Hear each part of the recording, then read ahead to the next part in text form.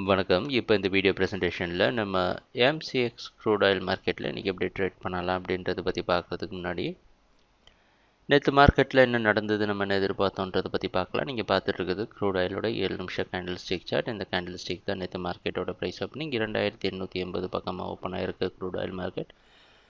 நம்ம என்ன எதிர்பார்த்தோம் அப்படின்னா மார்க்கெட் டவுன் ட்ரெண்டுக்கு சாதகமாக இருக்கும் அப்படின்னு எதிர்பார்த்துருந்தாலும் மார்க்கெட்டோட ட்ரெண்டு டவுன் ட்ரெண்ட் தான் அப்படின்ற மாதிரி நமக்கு அதில் எந்த சந்தேகமும் இல்லை. ஆனால் ஏற்கனவே அதிகமான சரிவை கொடுத்ததுனால மார்க்கெட் வாட்ச் பண்ணலான்னு நினச்சிருந்தோம்.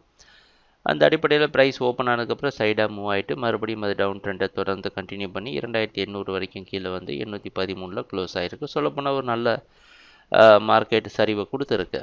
இதை பற்றி தான் நம்ம முன்னாடி குறிப்பிட்டு சொல்லியிருந்தோம். ஏன்னா மார்க்கெட்டை ட்ரெண்டு ஸ்ட்ராங்காக இருக்கிறதுனால திருப்பியும் 100 பாயிண்ட் கீழே விழுந்தால் ஆச்சரியப்படுறதுக்கு கிடையாது. ஆனால் நம்ம என்ன எதிர்பார்த்துட்டு வரோம் அப்படின்னா ஒரு கரெக்ஷன், ஒரு கன்சாலிடேஷன் நடந்ததுக்கப்புறம் ட்ரேட் பண்ணலாம் அப்படின்றது தான் நம்மளுடைய எதிர்பார்ப்பு.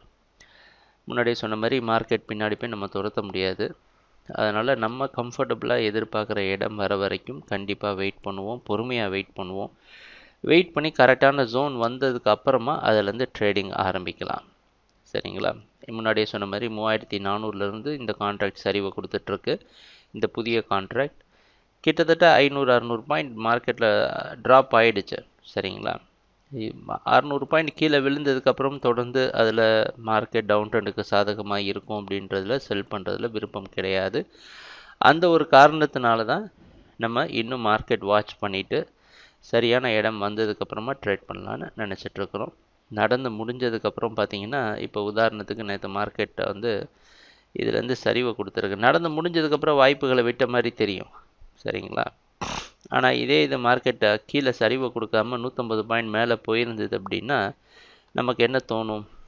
400-500 பாயிண்ட் சரிவை கொடுத்த மார்க்கெட் மறுபடியும் 100 பாயிண்ட் மேலே போகிறது தவறு கிடையாது. கரெக்ஷன், இதுக்காக நம்ம வெயிட் பண்ணியிருக்கலாம்.